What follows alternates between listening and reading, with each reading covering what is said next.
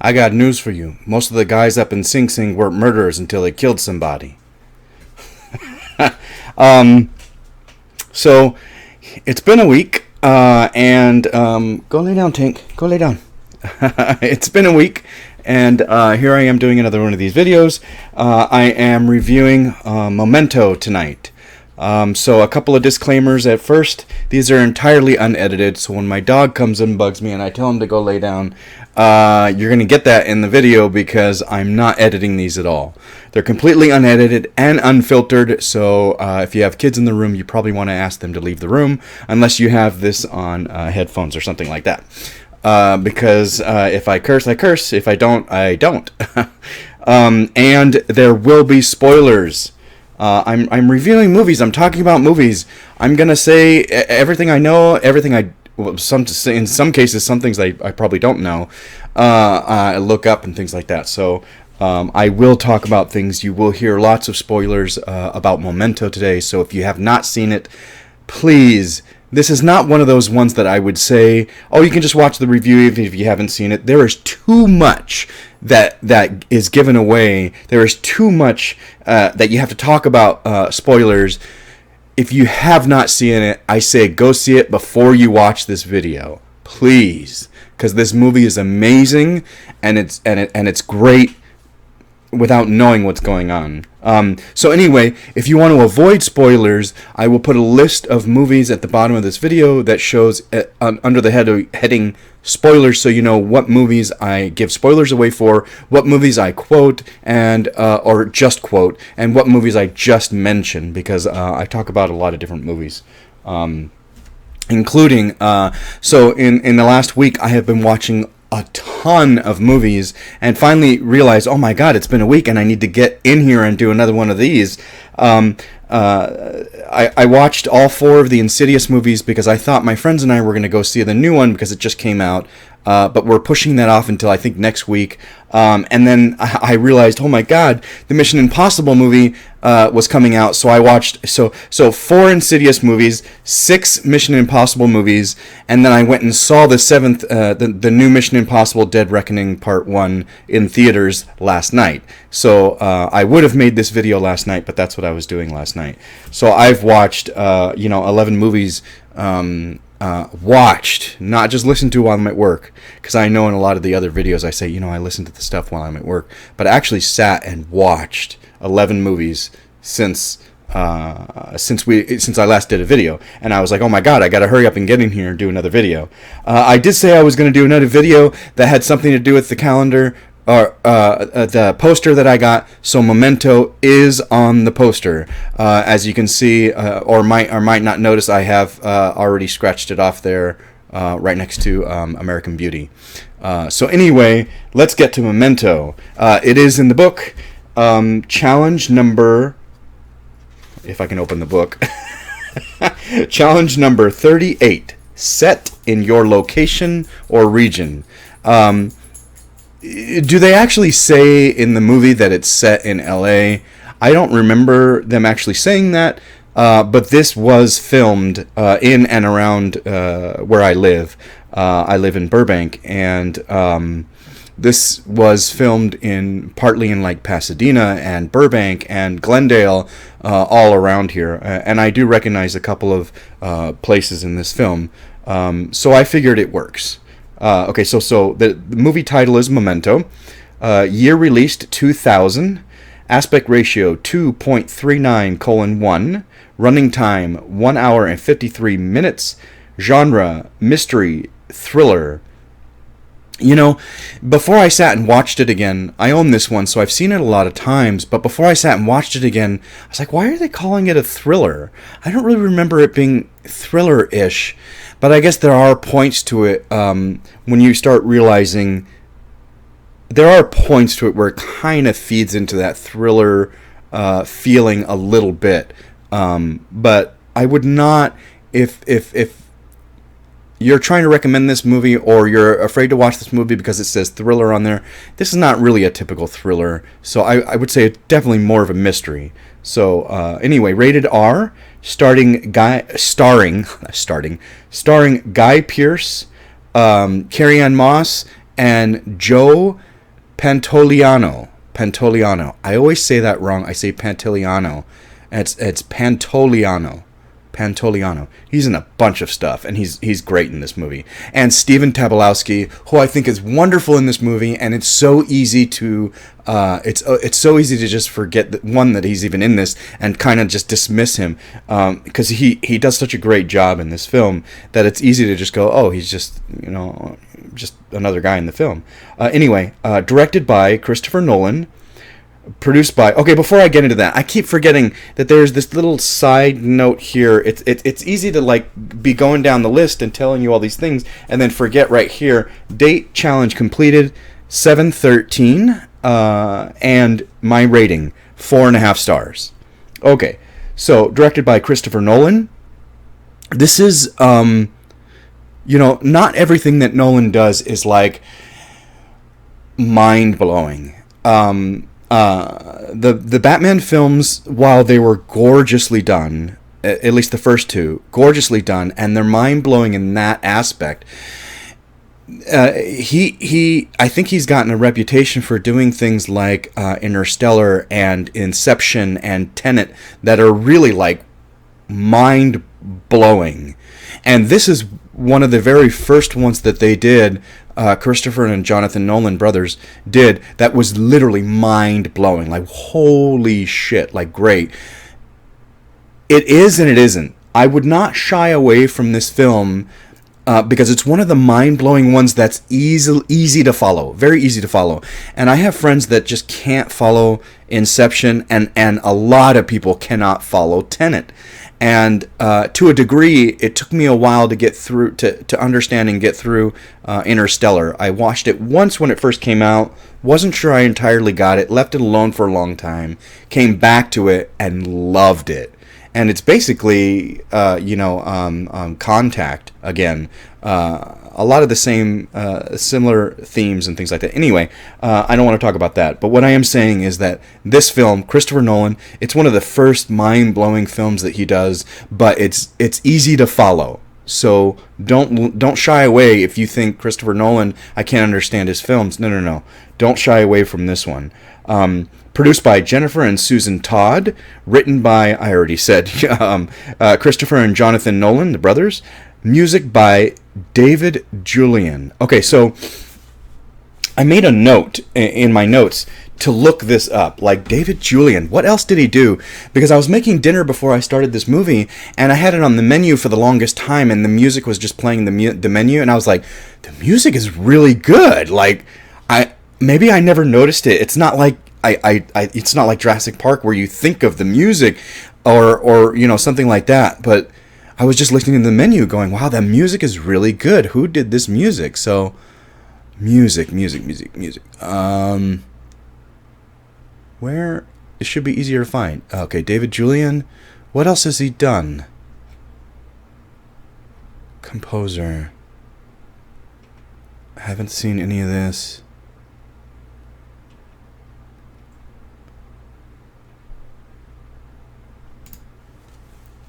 I saw Cabin in the Woods and don't remember it that well. I mean, you remember the end, but that's about it. I don't remember the music being outstanding. The Prestige, I remember liking the music for that. Insomnia, that's another Nolan film that is not quite mind-blowing. It's not like plays with your mind. It's very well done. I love it. I own it. Insomnia is great, but it's not like mind-blowing and twisted like this is. It is a little twisted, but it's not like that. Anyway, okay. So he's done a few things that I've seen, but nothing that I would like. That the music was really outstanding, except for this. The music was outstanding. I was like, wow, how did I not? And I'll talk about, there's a part where it's just perfect. It's just, the music just perfect. Okay, awards. Let me go back to the top of this. Okay, awards. It won no Academy Awards, even though it was nominated for 2. It did win the Sundance Film Festival's Waldo Salt Screenwriting Award. I don't know if the Waldo Salt is like is that like a specific type of screenwriting, or is that just screenwriting period? I think the screenwriting is great. It was nominated for a ton of screenwriting. Everybody was nominating it for screenwriting, but it won Sundance Film Festival. Why did I choose this particular film? I love it, and it's on the poster. Have you seen this before? Yeah, I've seen it lots of times. Would you recommend this? Yes, absolutely. Like I was saying already, it's very well done, and it's one of the Nolans that's mind-blowing but easy to follow, like I was saying. So yeah, I would definitely recommend it. Which character were you most able to identify with or connect with, and in what way? I was doing this book before I watched the movie again, and I was like, I don't really know if I identify with anybody in this film. And I was like, maybe I should watch it again and see, who I identify with. And then I finished the film and went, I don't really identify with anybody. I mean, if I had to pick, if you're like, okay, you've got to put something in this spot, I would say, the main character, Leonard, to a little degree. Like, if someone I loved, if my spouse was murdered, I would want justice as well. And regardless of if I had a condition, regardless of how I was or who I was, I would still want justice for them. So I mean, in that respect, that's the only thing I can think of where I identify with anybody in this film. Anybody. Best line or memorable quote. Every time I think about this movie, I think well, there are two things that pop in my mind, and they're both Joe Pantoliano. But the first thing remember Sammy Jenkins? Remember Sammy Jenkins? So the tattoo, remember Sammy Jenkins and Jenkins. Jankis, Jankis, the tattoo. Jenkins. Remember Sammy Jenkins? He says it a lot in this film. They say it a lot. Remember Sammy Jenkins. But the way Pantoliano says it at the very end, you tell everybody. Remember Sammy Jenkins? Remember Sammy Jenkins? Gets better every time you tell it. That I remember that. And then when he says, Lenny! That... Pantoliano. I keep wanting to say Pantoliano, and it's not. Pantoliano. Joe, He's a really good actor. He's done some really good stuff, and I really like him. Were you surprised by the ending? What would you do differently? This ending absolutely shocked me more than The Sixth Sense. I've talked about before where The Sixth Sense, I knew something was up. I knew something was wrong with this character. I didn't know what. And by the end, when it's revealed that he's really dead, and he's a ghost talking to the kid, I was not surprised because I knew something was off about this person, this character. I just didn't know what. So I wasn't surprised. This ending shocked me. I was like, the whole unraveling of the end, the whole last, I would say 10 minutes, that whole last part, the last black and white that bleeds into color, and then that whole last part, that's all just, wow, it blew my mind, and it was one mind blow after another, and we'll talk about that. How well do you feel the film portrayed your region? What subtle details were there about that completed the picture? Yeah, no. Like I said before, I don't think they actually say that this is supposed to be LA. It's just assumed because they are in LA, but they're in the suburbs of LA. They're in, Glendale and Burbank and things like that. They're not in Los Angeles. You never see the Los Angeles skyline, so it's not like that. So they're not. And this movie is not about location. Who gives a shit about the location? This movie is about the situation and the story. This is not about situation or location. So it didn't really. What else would you like to add? Okay, that damn license plate. Okay, we'll get to that. I'm not going to start this now. What else would you like to add? The damn license plate. I'll talk about that in a minute. At the very end, they always have this little thing at the bottom. One-Eyed Willie's ship in the Goonies, 1985, was supposed to resemble Errol Flynn's ship from the Seahawk in 1940. I never saw the Seahawk in 1940. Okay, so, hey, done with the book. Okay, good. Wanted to get the book out of the way because I have notes. As I always do. Like, this is school. Like, I write notes. I never know which side of the dang thing to put my notes on, because then I'm always looking this way and always reaching over this way to scratch things out. Anyway, I already talked about them. Let me move this. Unedited. Let me move some stuff around real quick. Okay, good. Music. I already talked about the music. That first scene. Okay, so in my last video, talking about No Hard Feelings, I was talking about how my eyes see computer animation, and then there was that one scene that didn't make that there's something there, and I couldn't figure it out. And when I was talking about that, I said it's very easy for my eyes, for whatever reason it is, it's very easy for my eyes to see when the video is being played backwards. And this whole the very first scene, the very opening scene, is going backwards. The whole film is, again, if you haven't seen it, watch it. Don't listen to me first. Watch it, please. So if you've already watched it and you already know it, you know the whole film is backwards.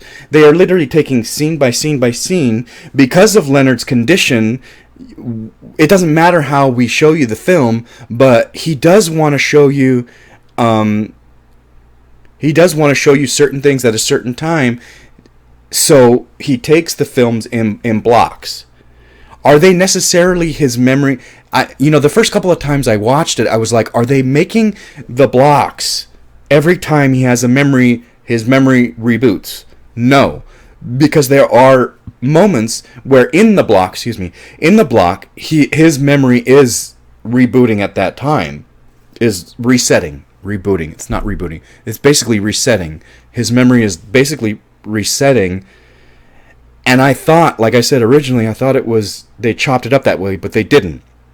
I love the way they chopped this movie up and the way it goes backwards. So the storyline is going from the end to the beginning, but there are still great things to figure out that you don't know because of each character and how each character changes in the storyline. It's so brilliant. It's so wonderful. That's why I said this movie is so great and near perfect. Like, you should just I love this film. But that first scene is actually, you're watching it go backwards. The way the Polaroid is developing backwards. It's going from being developed to not being developed. And my eyes just can't.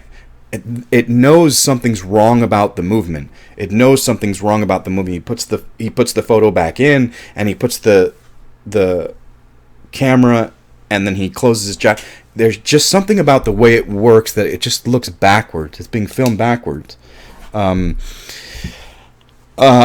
an interesting disorder to talk about. That no short-term memory loss. And I love the black and white parts where, especially in the beginning, the black and white parts are really trying to get you to understand what this disability is and how it works and how he lives with it by talking about Sammy Jenkins. Why can't I say that? Remember Sammy Jenkins? Jenkins. I have to see it for some weird reason. When he talks about Sammy Jenkins, it's in the beginning, he's telling you, Christopher Nolan, Jonathan Nolan, they're telling you about this disorder as you're watching these chopped scenes in color going backwards. And then at one point he says it. He tells the clerk at the hotel that he's staying at. And he tells several people throughout. But it's such an interesting disorder to make your main character, have this disorder. And the whole movie is from his point of view. But it's really well done. I love it. Do I talk about this now? Okay, why not? Okay. Anything else I wanted to say about this? That little thing in the books, and I said the license plate, the damned license plate. Oh, Okay, this irritates the hell out of me. Why didn't you realize this in post and fix it? Why didn't you realize this at some point and fix it? Okay, so in the beginning, in the black and white scene, when he says the license plate, he says all his audio, he says SG137IU. All of his audio throughout the entire film, whenever he mentions the license plate, he says SG137IU. When you see it tattooed on his leg, the tattoo says SG1371U, not IU. The printout of the pink slip says SIU, not S1U, or 71U, excuse me, SG1, 7IU. It is clear an I on the printout on the pink slip. And on his leg, on the tattoo, it is clear it's a 1. It's clear it's a 1 at the end, 7-1-U. Then in the middle of the movie, when they're taking Dodd, you see Teddy's car, which is what the license plate is. You find out later on that it's Teddy's license plate.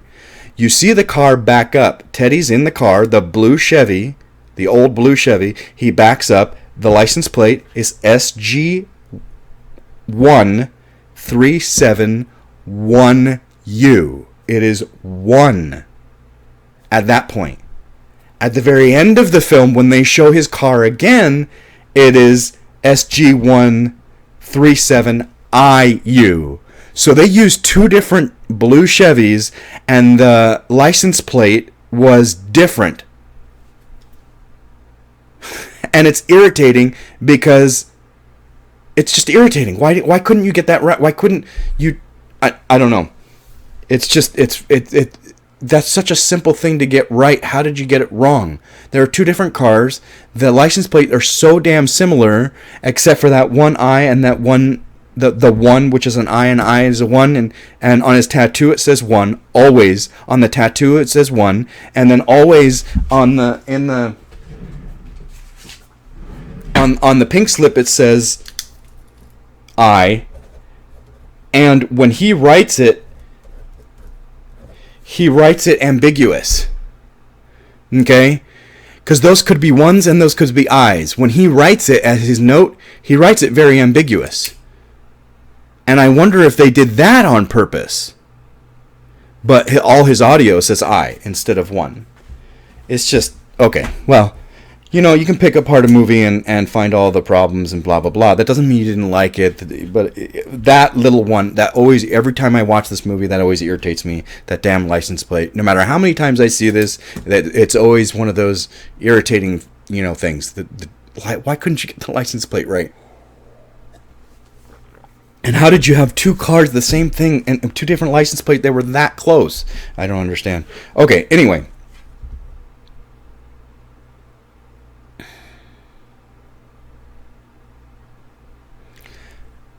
I've seen this movie so many times, and the first time I saw it was so long ago. Like I said, it came out in 2000, so it's 23 years old. I can't remember how I originally felt, because the opening scene, he shoots Teddy. We don't know. Do we know that it's Teddy? I don't know that we know that. Yeah, we know it's Teddy. It's Teddy. Joe Pantoliano. If you know who Joe Pantoliano is, he kills Teddy. When we see that first time when he's taking off his shirt and he's looking at his tattoos, and we realize that his wife was raped and murdered by John G.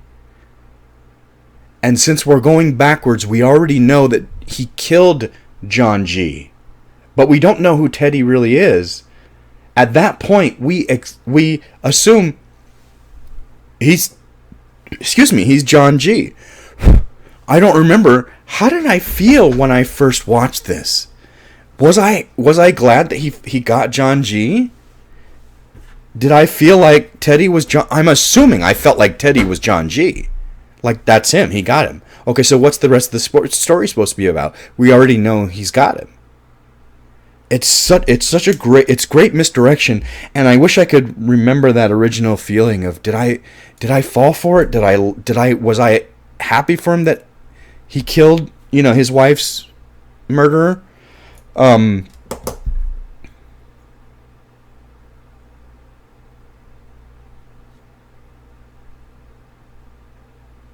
So when we first meet Natalie, when we as the audience first meet Natalie, because like I said, this whole thing is going backwards. I don't know where to put this. When we first meet Natalie as the audience, we're not sure what to think of her, because at first she's kind of nasty and bitter and mean in that little restaurant. She's kind of like at first, but then she lightens up and then she's sweet, and then we realize she's helping Leonard. So then we kind of trust her and we kind of like her, but we still don't know her that well because the storyline is going backwards. We meet her when the last time he sees her. And then we get that little glimpse of what we've already seen, the tattoo where we know his wife, Leonard's wife, was raped and murdered.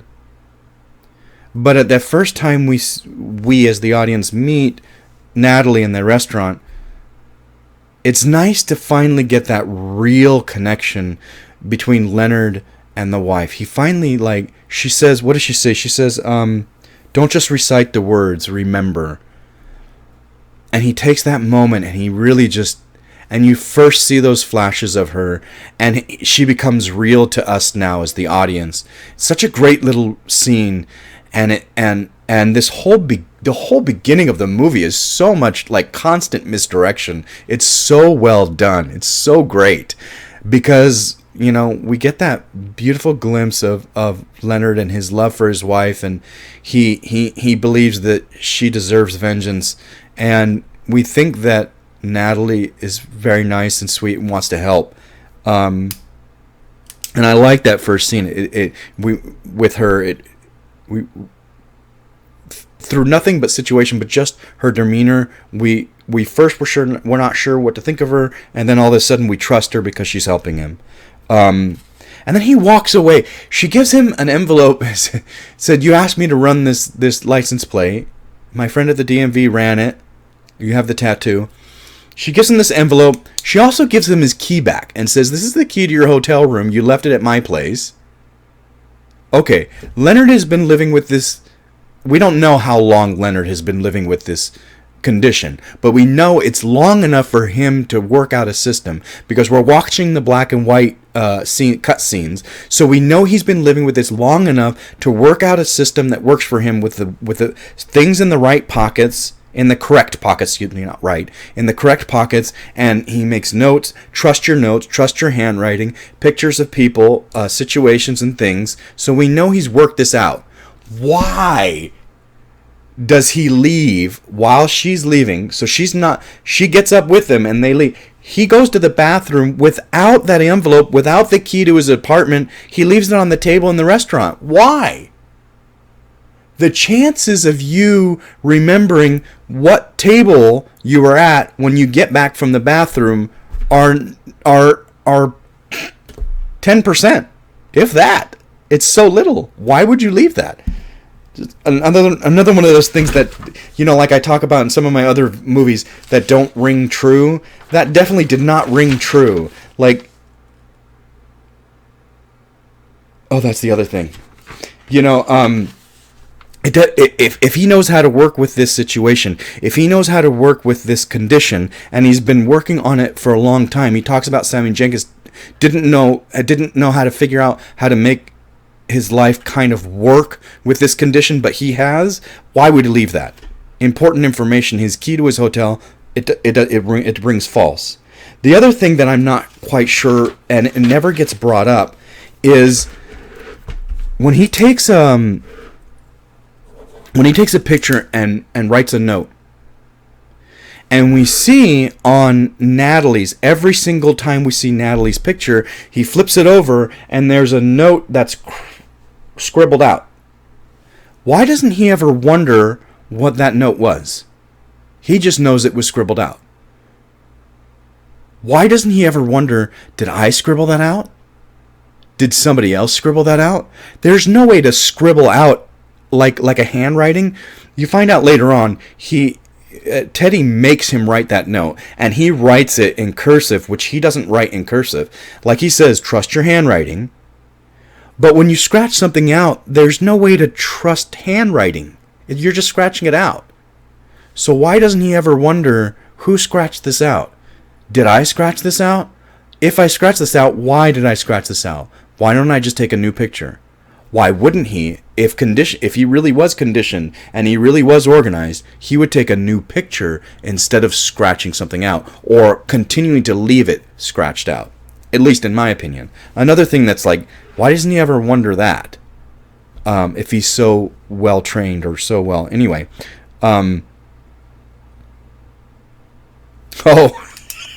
Right after that, when he goes back to the hotel, I love that little part where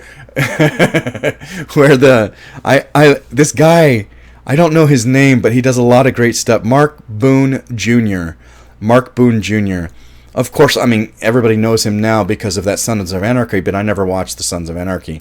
It was Sons of Anarchy, right? Oh, I may be totally wrong. Oh my God. Okay, shoot me. I might be totally wrong. He's in Sons of Anarchy, right?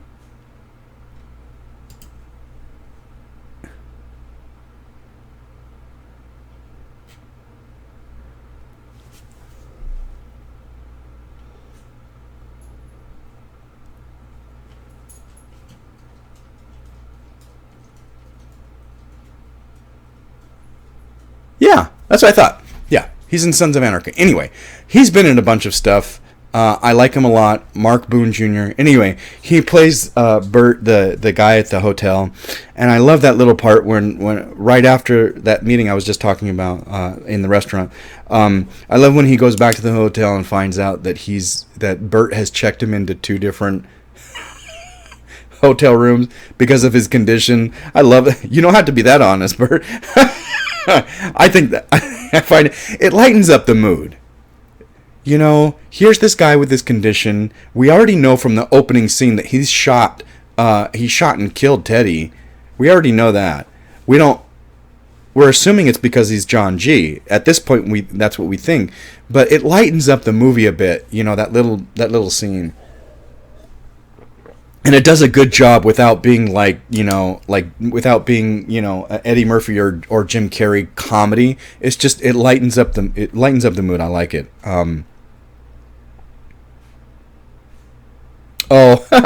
So right after that, when we find out that he's checked into 2 different hotels, and then he realizes it's 1:00, and he sees this note that he has a meeting with Natalie at 1, he leaves, and when he drives past the Big Five on his way to the restaurant, the funny thing is, I go by that Big Five all the time. It's here in Burbank. I go by that Big Five all the time when I go get my motorcycle maintenance at Born Free Cycles. Those guys over there maintenance both of my motorcycles. So I go by that Big Five all the time. And then the restaurant he goes to is actually in Glendale. So it's kind of funny to be like, he drives right by that Big Five in Burbank, and then all of a sudden he's in like all the way in like almost downtown Glendale at a restaurant. It's movie magic. It's one of the good things and bad things about living in LA. You watch things like that show 24. There was so much in 24 that I recognize because I've been living in LA for so long, and I'm fortunate enough. I'm lucky enough to live in LA that a very famous place that they use all the time. I just watched that movie Ambulance not long ago, and the skyline, or actually earlier today, with a friend, and the skyline of LA is so beautiful. We both were remarking on it's nice to see, LA, the skyline of LA. So there are a lot of movies that are filmed in LA, and that weird LA, that movie magic where they're nowhere. You're like, wait, in Ambulance, he goes through downtown like 3 or 4 different times, and you're, wait, he was just at the Staples Center, he left, and now he's back, and you're just like, oh my god, it's ridiculous. And then, what else did I see? Oh, I hate to harp on, Jake Gyllenhaal movies, but Nightcrawler. Love Nightcrawler. Probably the best Jake Gyllenhaal performance of all time. Brilliant. But there is this one part where he's constantly passes the same B of A. He passes the same place multiple times, and I know it because I used to live over there in Van Nuys, and I was like, he passed that multiple times. Like, wait a second. Okay, I don't know what's going on or why my microphone can turn off the video, but I heard it this time and caught it. If you've been watching my videos, you know I've had a couple of videos where I've noticed that for some reason the video is off, and I'm like, how did it get turned off? I don't understand. Somehow my microphone is turning off my videos, and I don't know what that is. I don't know what that problem is, but I need to start watching closer. This time I heard it beep, and it like turned off my video. So anyway, I was just talking about Jake Gyllenhaal. I was just talking about how, movie magic, you put somebody in a car somewhere, and then all of a sudden they're, somewhere completely else in LA, and you're just like, whoa. Anyway, I don't want to go down too much of a huge rabbit hole there.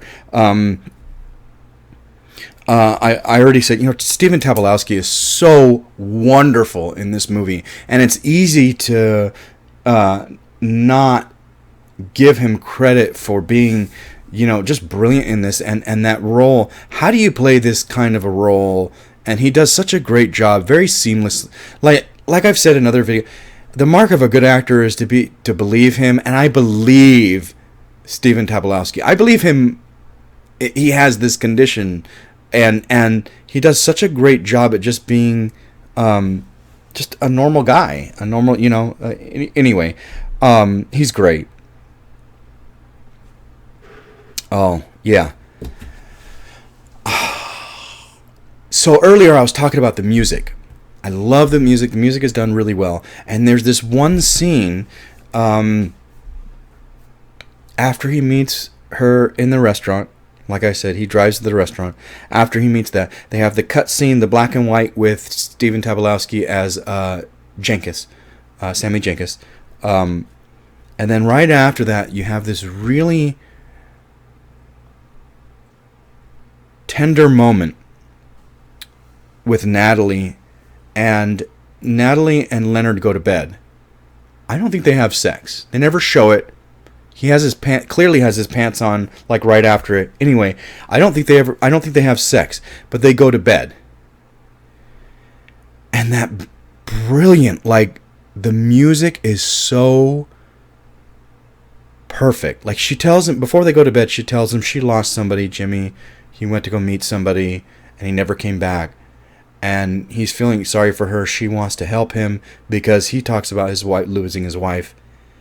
And then he has Leonard, Guy Pearce does such a wonderful job with that monologue and the music, and the lights are all off and it's slowly closing in on him. How am I supposed to heal if I can't feel time? The way he delivers it, so she's basically asleep laying on him. She wakes up halfway through, but she's basically asleep. So he's talking to himself, and he's talking to himself really calm and smooth and matter-of-factly. There's hidden emotion in there, but it's not like cry. I'm doing a monologue cry emotion because of his condition. He knows what's happened. He understands that. And the grief is shock because he can't feel how long it's been. How long have I been without my wife? How long have I been alone? And that okay, this is turning into such a nightmare. I almost feel like I should just stop this video and like re-record it. I ain't having to re-record because I'll never remember all the things I said. But it turned it off again. I don't know what's going on or if I'm touching something, and I wish I could figure it out. This is not professionally done. Now I'm starting to feel like I wish it was professionally done because I'm sick and tired of these issues. Anyway, somehow something got turned off again. And I was talking about that beautiful monologue that Guy Pearce does, and it really is fantastic. It's one of those scenes, and I talked before about, I need to keep my hands away from. I don't know what I'm touching or what I'm doing that's turning these off, which is, it's irritating me now. Anyway, it's one of those scenes where even if I'm listening to the movie because I've seen it a bunch of times, actually this is one of those movies I can't really like not pay attention to, but that scene I would not be able to tear myself away from. It's so captivating and so it draws you in. It's so wonderful. Guy Pearce just does such a great job delivering that. I always have to watch it. It's just wow. I don't think they'd let someone like me carry a gun. I don't think they'd let somebody like me. Yeah, you'd be surprised. When Teddy helps Leonard get rid of Dodd, up until that point, because I've seen this so many times, it's hard to take myself away from knowing who Teddy really is, because I've seen the movie and I know the ending. Up until that point, we believe Teddy is the John G. that murdered Leonard's wife, raped and murdered Leonard's wife. And because we're getting all this great backstory now about him and his wife, we as the audience are starting to, feel almost the same way, I would assume, that Leonard feels about Teddy. Like, I'm glad he killed him in the beginning of the movie. I'm glad eventually he kills him, because we're going backwards. But when he helps get rid of Dodd, D-O-D-D, when he helps get rid of Dodd, you're starting to question, wait, Teddy says something about we've been friends. I've had more rewarding friendships. Friends? Now we're starting to go, wait, they're friends? How long have they known each other? He keeps calling him in these situations. So something about this relationship makes Leonard want to call Teddy. He always has a reason to. But he always looks at that note in the back of Teddy's picture that says, don't believe his lies. But he's not acting like we would assume that the John G would act. I don't know. It's that point where we start to go, what? Wait, what? Is Teddy really this person or not? Oh no, that's the note about the other note about the license plate.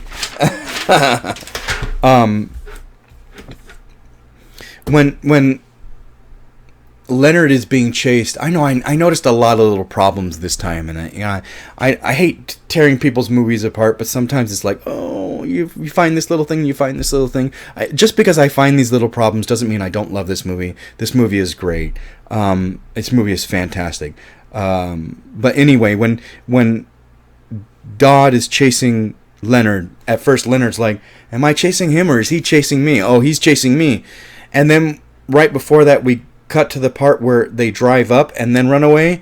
Dodd parks directly behind Leonard parks the Jag, and Dodd blocks him in.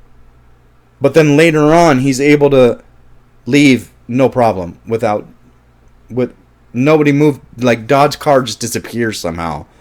And that's kind of the problem of filming this way, is he has to get away. Yeah, but you filmed already that Dodd actually blocks him in. Like, there's no way he could have gotten out. But then without Dodd getting back, he gets back to the car before Dodd gets back to the car, but he's able to leave somehow because Dodd's car disappeared, or truck. Dodd's truck disappeared. Little things. And then that little scene where Dodd's like, nice car. And he's like, oh, you're looking to buy one? Now we start to think Teddy is always commenting on the car that Leonard is driving. Almost every single time he shows up, he's mentioning the car.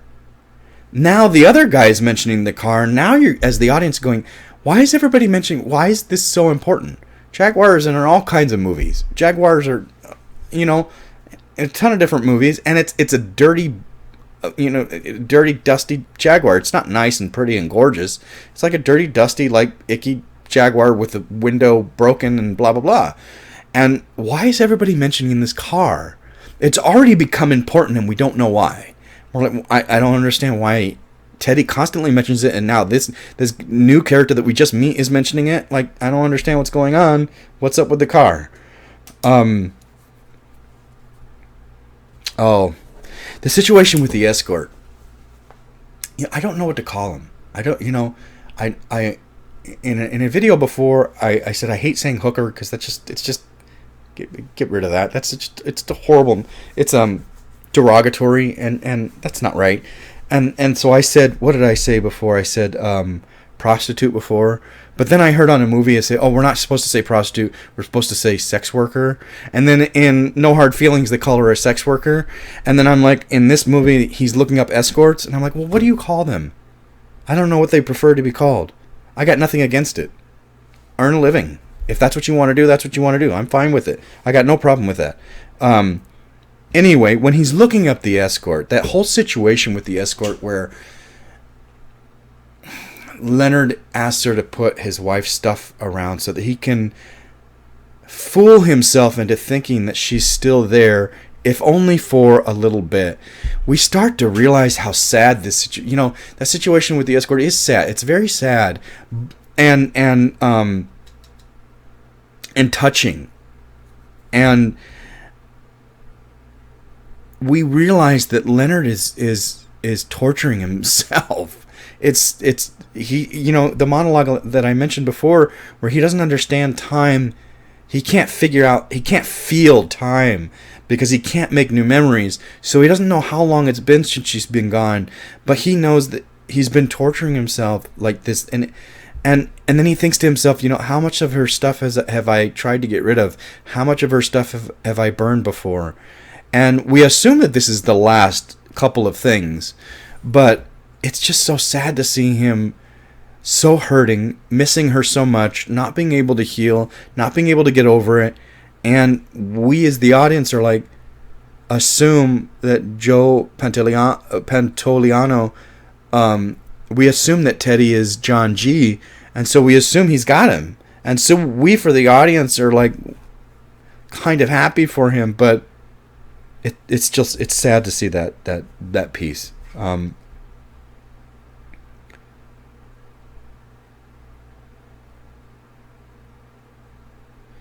Yeah. I've already said, Pantoliano is fantastic in this movie. And one of the scenes I love is when Leonard comes out of... We don't know it's Natalie's house yet. I don't think we know it's Natalie's house yet. But he comes out of her house, gets in the car, and has that first interaction with him in the Jag. And that whole talk, and Teddy knows so much about him. How do you know so much about me? I told you about Sammy. I told you about my wife. All this stuff, and this is one of those scenes where up until this point, Pantoliano, up until this point, hasn't really given us a lot because there's not much for Teddy to do.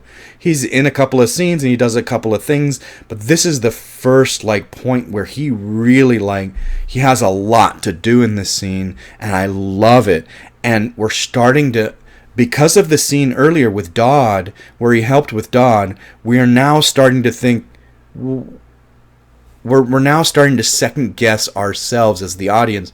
Is this guy is really John G? We already know he's dead. We already know Leonard has killed him. But now we're starting to second guess, is this guy really John G? Is he? We saw the paperwork. It said, John Edward Gamble. Is this...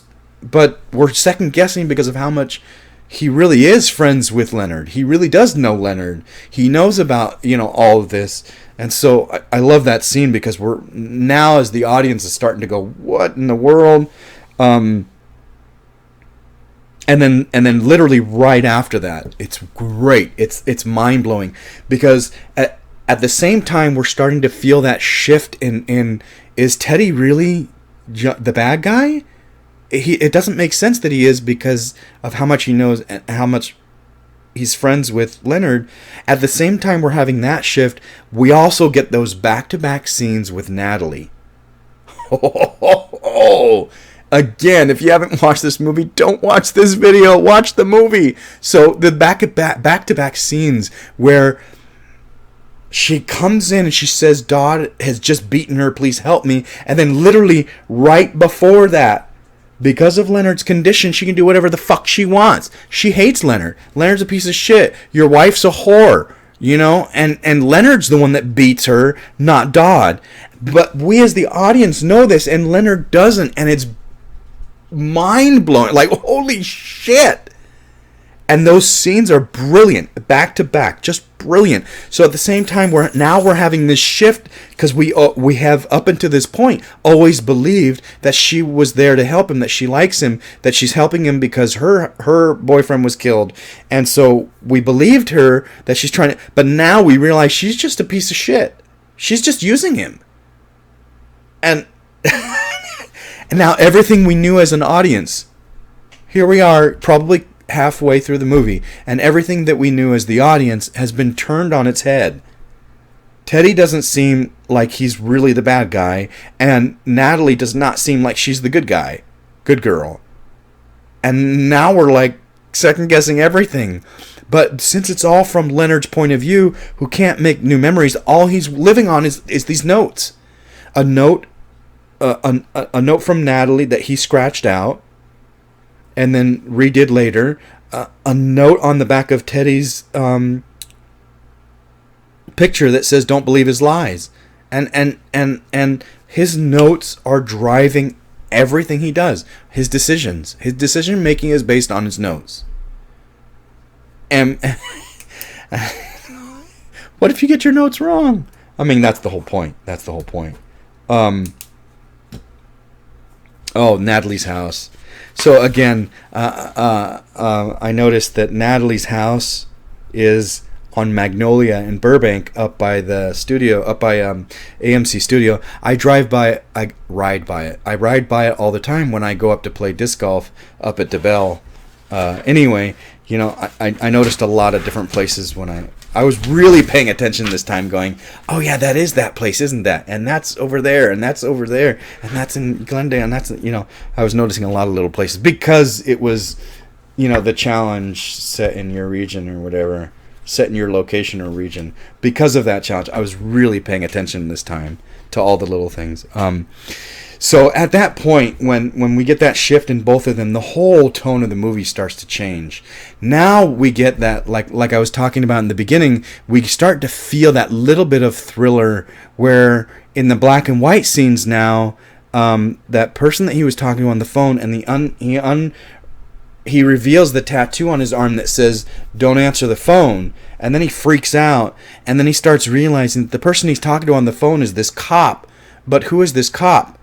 He doesn't know, and we don't know because we never hear the cop. All we hear is Leonard talking to him. So we don't even know, is the cop a guy? Is the cop a girl? We have no idea, but he's getting information from in the black and white scenes. He's talking to him about Sammy Jenkins, and we're also getting information from him, and he's changing his notes based on some of the information he's getting from this cop.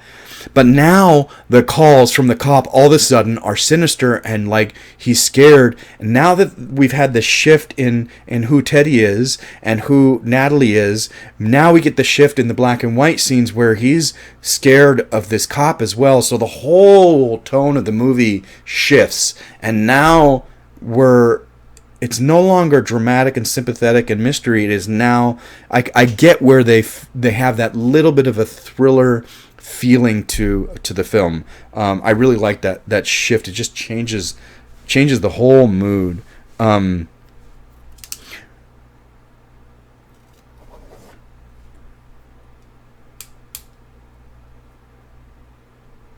okay. The first time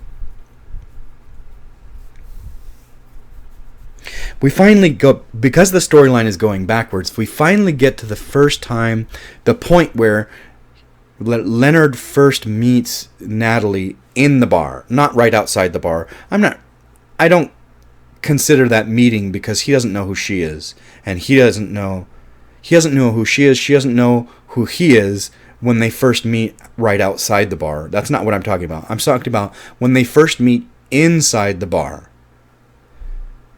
It's so confusing, and you are like, wait, what?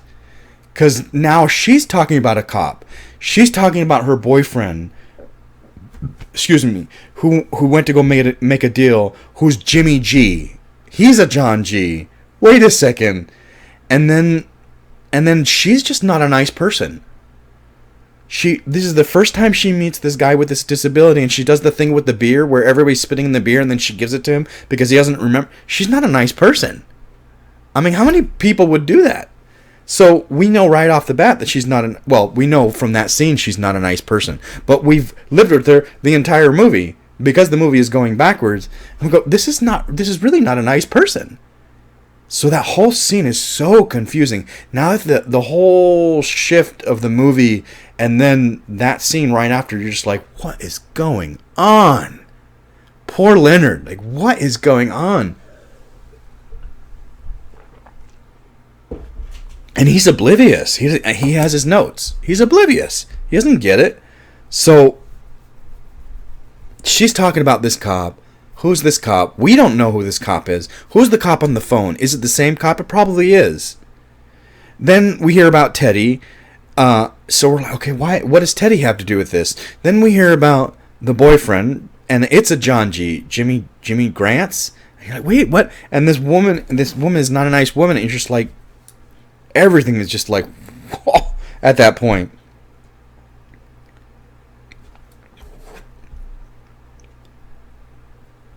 Oh, and then right after that, and what happens to Sammy's wife is so devastating when we first find out that,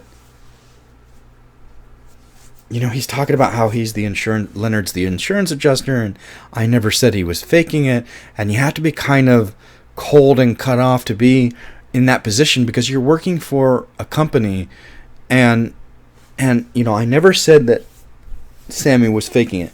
He says that multiple times. I never said he was faking it. I said his condition is not physical, it is mental. And she just needs to know that heartbreaking scene where she goes to see Leonard and she's like, I don't care about the money. I don't care about the company. I just want to know if I can get my old Sammy back, or if I have to let go of the old Sammy and get used to this new one. It's so sad because she's looking for someone to say that it's okay to let Sammy go and get and live with this new Sammy. And she doesn't get that from him because he doesn't give her that validation. I don't know why she as a character wouldn't just have that validation on her own that regardless of whether he can or can't get his memory back, this is the new Sammy I have to live with. Anyway, it's very devastating to, that last test with the insulin and hoping that he would. She thinks he's faking it. She thinks that Leonard says he's faking it. She says it multiple times. She doesn't get that what he's not saying he's faking it. He's saying it's a mental condition, not a physical condition. And we don't cover mental condition. It's sad. It's very. When I first saw that, I was like, wait, what? Oh man.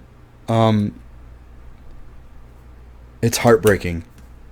And then at the end of that black and white scene, because Leonard is talking about it, and he says, he ended up in the hospital.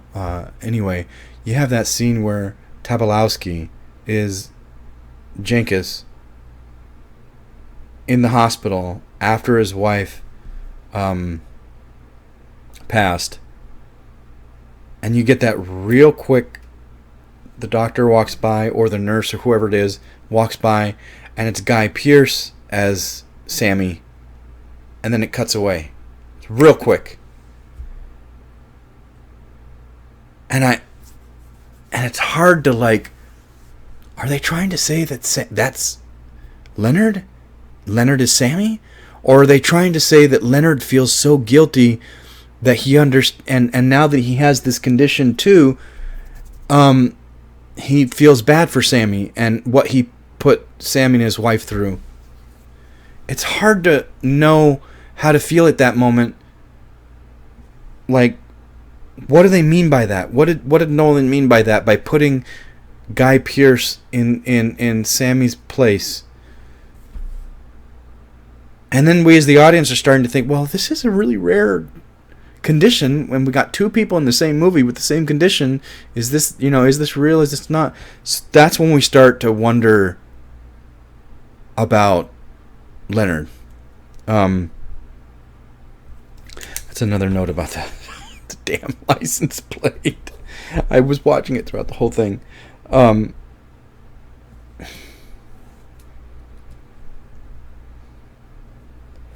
When Teddy catches up to Leonard at the tattoo parlor,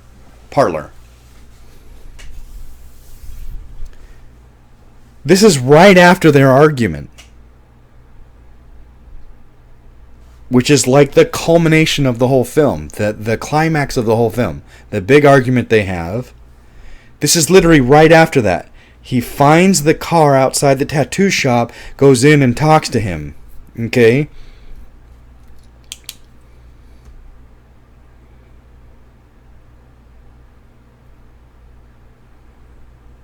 At the parlor, right after the argument, Teddy tells Leonard he talked to the cop. Why is he disassociating himself from being the cop? I can't figure... I don't understand that at that point. Why is he doing that? Why is he... He is the cop. So why at this point is he trying to tell Leonard that the cop is somebody else? I don't understand that motivation. There's another motivation later on that I don't understand too. That one, I'm like, why would he do that? Why would he say that? I don't understand that. Why would Teddy say, I talked to the cop? Why?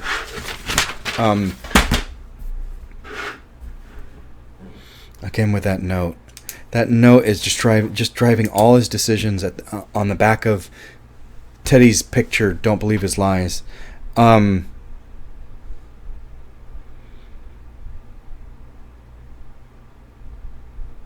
whole ending is just mind-blowing.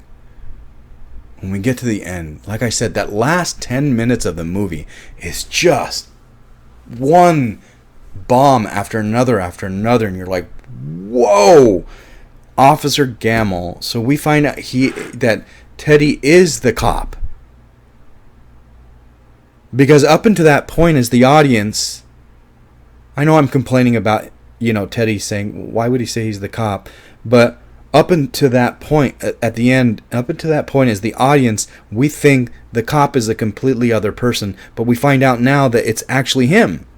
He is Officer Gamble. Teddy, John Edward Gamble. His mom called him Teddy because of his middle name, probably Teddy. And it's just like, what? As the audience finally were like, now we know who the officer is. Like, wait, what? And he's a John G. And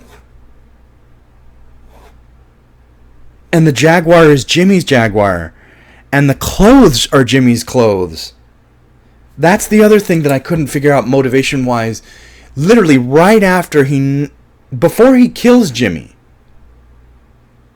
So in Leonard's mind, Jimmy is John G., the man who killed his wife. Up until this point, this is what he believes at that second. So I know it's hard. I know it's a little mind-blowing. It's a little hard. But he goes there believing that, because we're looking at the black and white scenes, and then eventually it bleeds into the color scenes. We get back to, it all comes full circle. So the black and white scenes are going forward and the color scenes are going backwards, and we finally get to the point where they merge and they fit.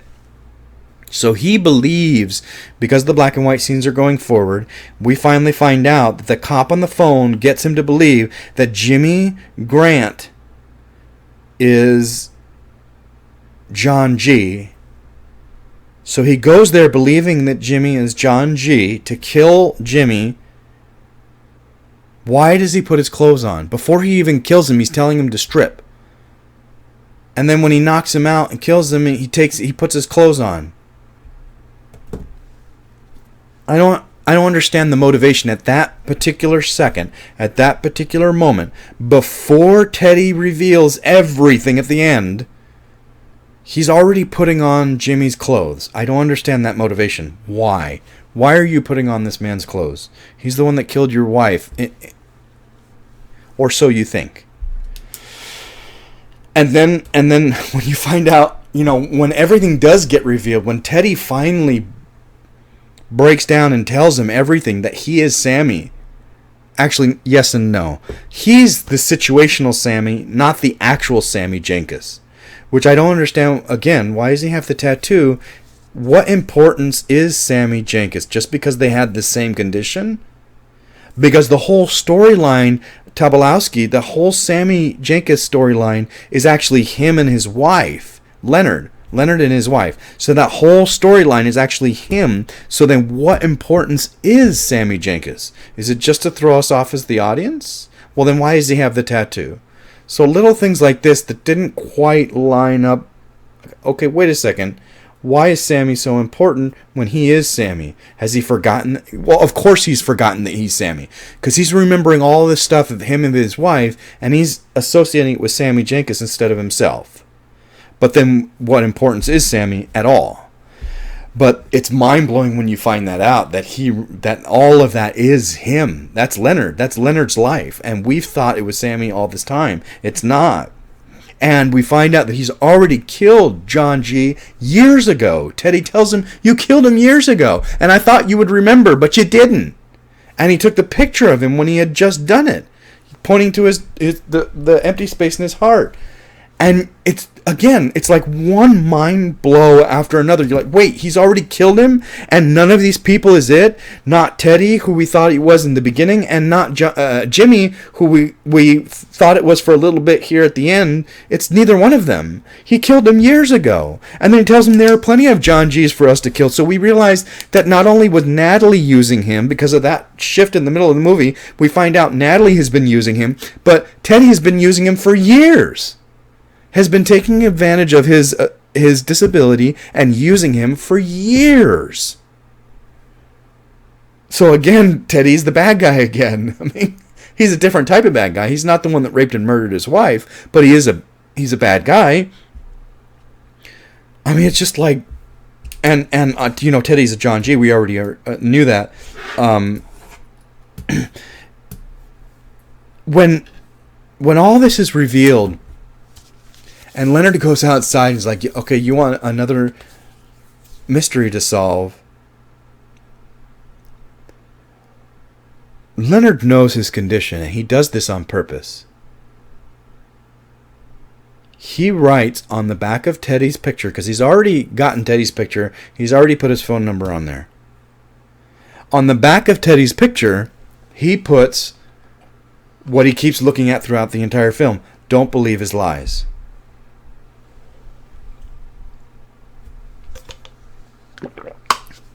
If you think about it, that is premeditated murder right there. He knows. So up until this point, we believe that Leonard is mostly a good guy. Absolutely, he's mostly a good guy, and the passion and the heartache of losing his wife leads him to vengeance or revenge. And we see, how many movies do we see? I mean, so many movies with, their family, somebody gets kidnapped, like Taken, or somebody gets killed, like Death Wish, or something, and a person goes for vengeance, and we're with them as the audience. We're with them. Okay? So up until this point, we believe that Leonard's not really a bad guy. This is why I started this video with the quote I started with. We realize that he's not really a bad guy, but situation and passion and vengeance drives him to want to kill this person who has destroyed his life and raped and murdered his wife. So we're mostly behind him. But what you have to realize is at the very end, Leonard knows about his condition, and he knows if I write this one note on the back of Teddy's picture, every time I see it, don't believe his lies. I won't believe him. You're a John G. He writes down his license plate, note number or fact number, whatever, the license number 6, I think it is. Fact number 6, license plate, and he writes down his license plate. This is premeditated murder. He knows this will lead him to kill Teddy. Now is this shift in Leonard's character. Now I no longer feel sorry for him. Now he is a murderer. He knows that he has mistaken himself for Sammy. And that situation with his wife dying put him in the hospital, I'm assuming. Because I don't think that him being in the hospital is a lie or a fake. He was. And he knows he's already gotten his wife's killer. She's already been, what's the word when you get vengeance for? She's already been, I don't know. Anyway, he's already gotten vengeance for her. He's already gotten, it's on the tip of my tongue. The word is avenged. He's already avenged her. The Avengers. Come on. Why wasn't that right on the... Anyway, he's already avenged her. And he knows that doing this, writing this license plate, writing don't believe his lies on the back, he knows this is going to lead to killing him. He is now a murderer. And and we loved him this entire time, and then all of a sudden now at the end of the film we're like, he's no better than the people who broke in and... Well, actually, no. The people who broke in and murdered his wife didn't do it on purpose. They didn't go in premeditated. They thought she was alone. Yes, they are bad people. Absolutely. They went in probably to steal, and then and maybe, who knows what else. But this is premeditated murder. And I just it shocks me. Oh, here's this character that I loved this entire film, and then all of a sudden he does something like that.